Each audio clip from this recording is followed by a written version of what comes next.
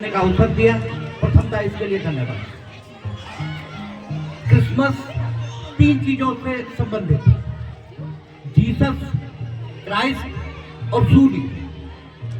इन 3 बातों को अगर हम सिंबल माने तो जीसस मानवता के प्रतीक, जीसस मनुष्य, और जीसस जब क्राइस्ट बनते हैं तब मनुष्यता भगवत्ता की ओर जाती है। और जीसस क्राइस्ट कब बनेंगे? जीसस क्राइस्ट सूली से गुजरकर ही बनेंगे। सूली तपश्चर्या है, सूली तपस्या है जो किसी भी मानव को करनी ही होगी। मानव बुद्धिमान है, मानव में बुद्धि है, इसलिए मानव संशय से ग्रस्त है। पशु दुखी नहीं है, मानव दुखी। लेकिन मानव क्यों दुखी? मानव में बुद्धि है इसलिए दुखी।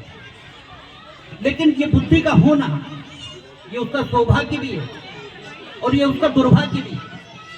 जैसे जब आप एग्जाम देने जाते हैं, एग्जाम देना आपका सौभाग्य भी है और एग्जाम देना आपका दुर्भाग्य भी है। एग्जाम देने के लिए आपको तैयारी से गुजरना होता है।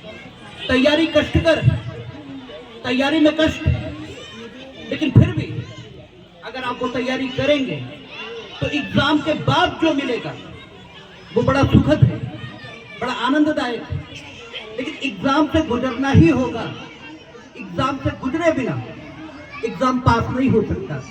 तो परीक्षार्थी होना ये सौभाग्य भी है, परीक्षार्थी होना दुर्भाग्य भी है।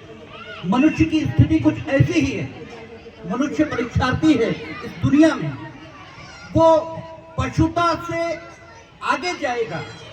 पशुता और भगवत्ता इसके बीच में है मानव। उसे पशुता से यात्रा उसने की है, मानवता तक आया है और मानवता से उसे भगवत्ता की ओर जाना है। रास्ता खुला है। अगर आप मानव के रूप में विपरीत स्थितियों में यात्रा शुरू करेंगे, आप पशुता की ओर जाएंगे। अगर आप पॉजिटिव डायरेक्शन में जाएंगे तो आप भगवत्ता की ओर जाएंगे। और जीसस की यात्रा ये भगवत्ता की यात्रा है। जीसस पैदा हुए, क्राइस्ट हुए, और क्राइस्ट होने की जो प्रक्रिया थी वो सूली से गुजर कर हुई। सूली से गुजरना कैसे है, कौन गुजर सकता है सूली से, इस विषय पर जीसस के अपने अनुभव हैं जो जीसस ने बांटे हैं। और उन्होंने कहा बच्चा हो जाएगा। चीजों के विश्लेषण के 2 तरीके हैं, एक ऑब्जेक्टिव एनालिसिस है, एक सब्जेक्टिव एनालिसिस है। सब्जेक्टिव एनालिसिस आपकी भावना किसी वस्तु के प्रति क्या है इसके आधार पर होती है। ऑब्जेक्टिव एनालिसिस वस्तु में क्या गुण है इस आधार पर होती है। बच्चा हो जाने को ही जीसस ने क्यों कहा? जीसस ने बच्चा होने को इसलिए कहा क्योंकि बच्चे में सीखने की जिज्ञासा है। बच्चा सीख सकता है और यही एक गुण है जो ईश्वरीय है, जो मानव को पशुओं से अलग करता है।